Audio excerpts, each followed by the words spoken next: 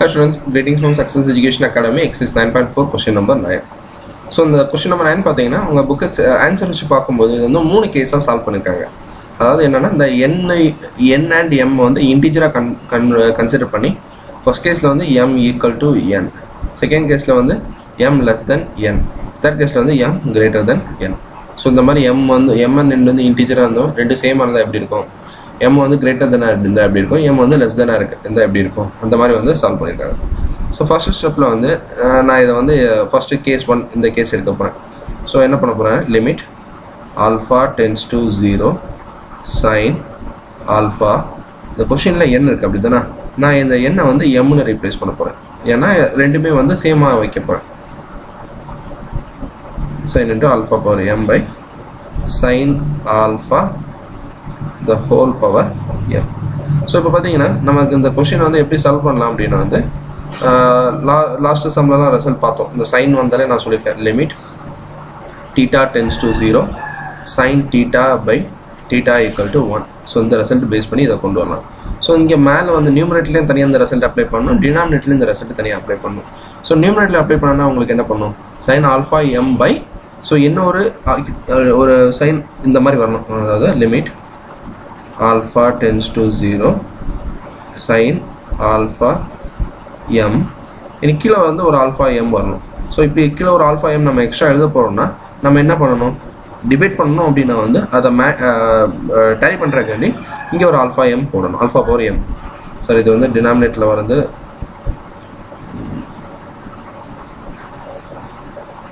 பார்த்தீங்கன்னா alpha M கிடையாது, alpha power M,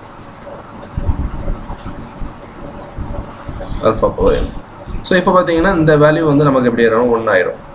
இதே மாதிரி டினாமினேட்டில் இருக்கிறது சைன் ஆல்ஃபா, இது வந்து இந்த whole power m, sine alpha the whole power m. So இங்கேயும் வந்து என்ன பண்ணணும்னா ஒரு பை ஆல்ஃபா இன்டூ ஆல்ஃபா, அதாவது multiply and divide by alpha. அப்போ தான் வந்து என்ன ஆகும்னா இந்த வேல்யூ வந்து என்ன ஆகும்னா 1 ஆயிரும். இங்கே வந்து லிமிட் அப்படின்னா ஆல்ஃபா டென்ஸ் டு 0, அதே மாதிரி ஆல்ஃபா பவர் எம்மும் டென்ஸ் டு 0. சரிங்களா? ஸோ இப்போ இதை பார்த்தீங்கன்னா வந்து இப்போ லிமிட் அப்ளை பண்ணோம் அப்படின்னா வந்து நமக்கு இந்த பார்ட் என்ன ஆயிரும் அப்படின்னா வந்து 1 ஆயிரும், இந்த பார்ட் 1 ஆயிரும். அதே மாதிரி இங்கே லிமிட் அப்ளை பண்ணும்போது நமக்கு வந்து இந்த பார்ட்டும் இந்த பார்ட் அப்படியே 1 ஆயிரும். ஸோ ரிமைனிங் என்ன வேல்யூ இருக்கும் அப்படின்னா வந்து 1 into alpha power m by 1 into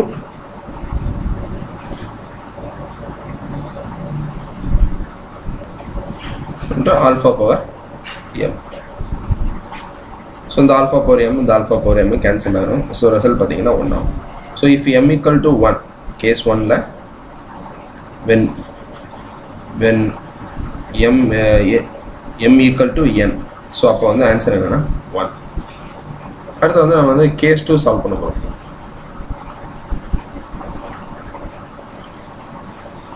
case 2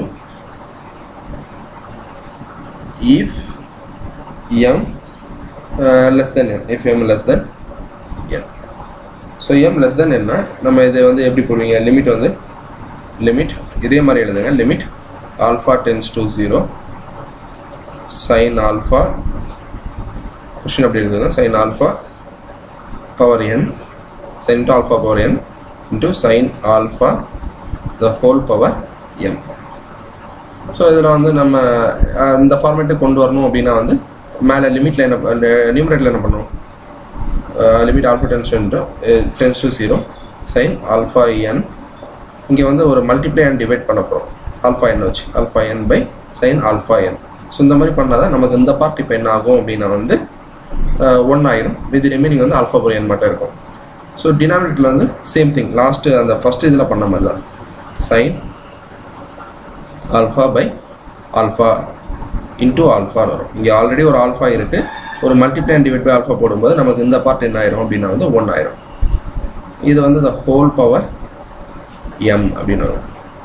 so இந்த லிமிட் எப்படி வரும்னா ஆல்ஃபா டென்ஸ் டு 0, இதுக்கு லிமிட் ஆல்ஃபா டென்ஸ் டு 0, இன்னொன்று இங்கே வந்து alpha power n tends to 0 அப்படின்னு வரும்.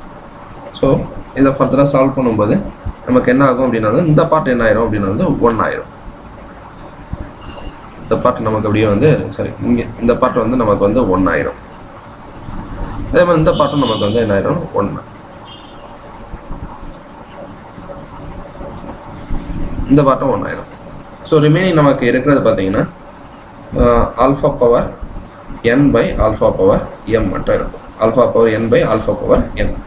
இப்போ இதில் தான் வந்து condition if m greater than n. m வந்து என்னென்னா n விட பெருசாக இருக்குது. mக்கு வந்து 3 போடுங்க, nக்கு வந்து 2 போடுங்க.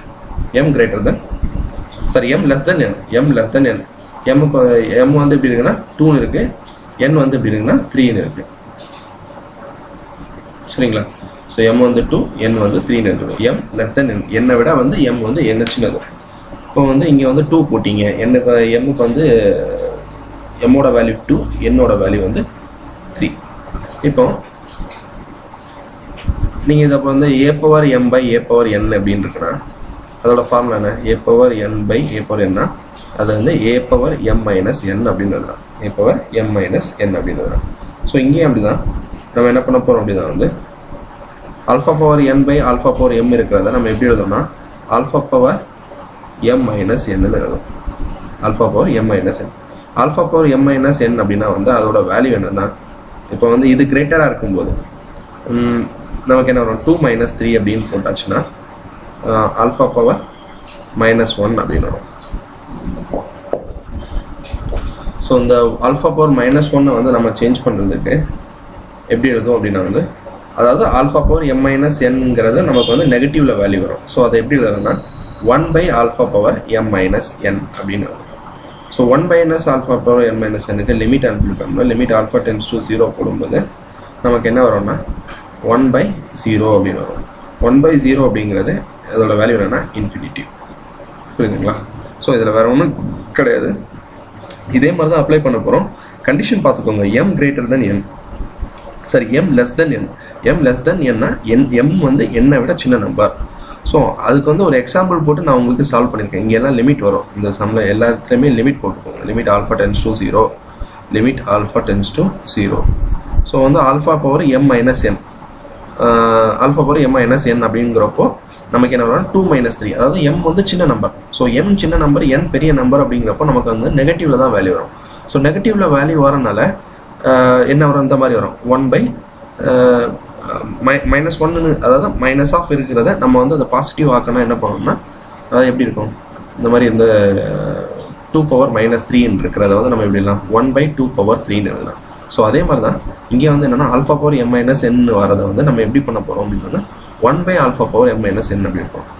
லிமிட் ஆல்ஃபா டென்ஸ் டு 0 இங்கே வரும்.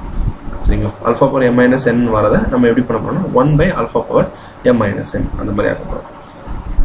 இதுக்கு வந்து லிமிட்டை சப்ஸ்டியூட் பண்ணும்போது ஆல்ஃபாவுக்கு வந்து 0 சப்ஸ்டியூட் பண்ணும்போது 0 பவர் m மைனஸ் n அதோட வேல்யூ என்ன ஆயிரும்? 0 ஆயிரும்.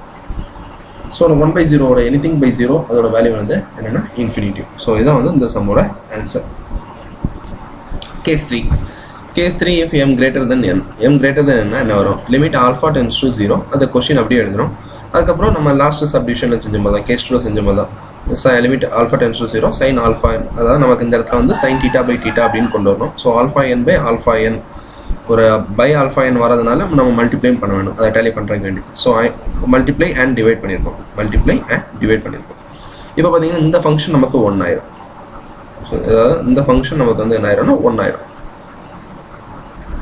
இது வந்து நமக்கு 1 ஆயிரும். அதே மாதிரி இங்கே பார்த்தீங்கன்னா சைன் ஆல்ஃபா இருக்குது. சைன் ஆல்ஃபா கூட சைன் ஆல்ஃபா ஒரு by alpha into alpha. So நமக்கு வந்து இதை எடுக்கும்போது இந்த ஃபங்க்ஷன் வந்து நமக்கு என்ன ஆயிரும் அப்படின்னா வந்து 1 ஆயிரும்.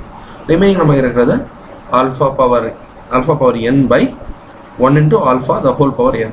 ஸோ அதை எழுதும்போது நமக்கு என்ன வரும்? 1 இன்டூ ஆல்ஃபா வந்து நமக்கு ஆல்ஃபா ஆயிரும். ஸோ ஃபர்தராக எழுதும்போது நமக்கு எப்படி வரும்னா ஆல்ஃபா பவர் நமக்கு வந்து நம்ம எழுதுகிறேன் alpha power n by alpha power mன்னு வரும். ஸோ இங்கே வந்து limit alpha tends to 0. So அப்போ பார்த்தீங்கன்னா ஃபர்ஸ்ட் கேஸில் வந்து இந்த கேஸில் வந்து mனா என்னோட வேல்யூ எப்படி இருக்கும்? 2ன்னு இருக்குது, எம்மோட வேல்யூ 3ன்னு இருக்குது. அதாவது என்னை விட m பெருசாக இருக்குது. ஸோ இதுக்கு முன்னாடி கேஸில் வந்து என்னை விட m வந்து சின்னதாக இருந்தது. நமக்கு வந்து ஆல்ரெடி சொல்லிட்டேன் a power m by n அதோட ஃபார்ம்னா a power m by a power n அது வந்து a power m minus n அப்படின்னு வரும். ஸோ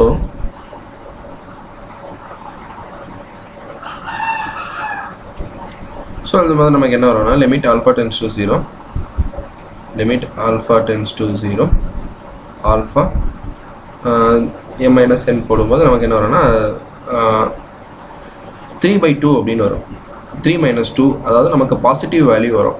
இதை நீங்கள் இதான் கேர்ஃபுல்லாக பார்க்க வேண்டியது. இந்த சம்மில் வந்து பாசிட்டிவ் வேல்யூ, இந்த இடத்துல பாசிட்டிவ் வேல்யூ வரும். லாஸ்ட் ப்ரீவியஸ் சப்டிஷனில் வந்து இந்த சம்மில் வந்து 2 நெகட்டிவ் வேல்யூ வரும். ரீசன் என்னென்னா இங்கே வந்து பார்த்தீங்கன்னா m வந்து பாசிட்டிவாக இருக்குது, சாரி m வந்து அதிகமாக இருக்குது, n வந்து கம்மியாக இருக்குது. ஸோ இங்கே வந்து பாசிட்டிவ் வேல்யூ வரும். ஓகே, சப்டிஷன் 2ல் வந்து m வந்து கம்மியாக இருக்கும், n வந்து அதிகமாக இருக்கும். ஸோ நெகட்டிவ் வேல்யூ வரும். நெகட்டிவ் வேல்யூ வரனால நம்ம போன சப்டிஷனில் என்ன பண்ணணும்னா 1/α அப்படின்னு இருக்கும். ஸோ இங்கே வந்து நமக்கு அந்த மாதிரி எடுக்க வேண்டிய அவசியம் வராது. லிமிட் ஆல்ஃபா டென்ஸ் டு 0, இனி வந்து இது வந்து பாசிட்டிவ் வேல்யூ. ஸோ இந்த லிமிட் அப்ளை பண்ணும்போது எப்படி வரும்னா 0/m/n வரும். ஸோ அதோட வேல்யூ என்ன பார்த்தீங்கன்னா 0 வரும். ஸோ இதான் வந்து இந்த 3 கேஸோட ஆன்சர். Thank you students.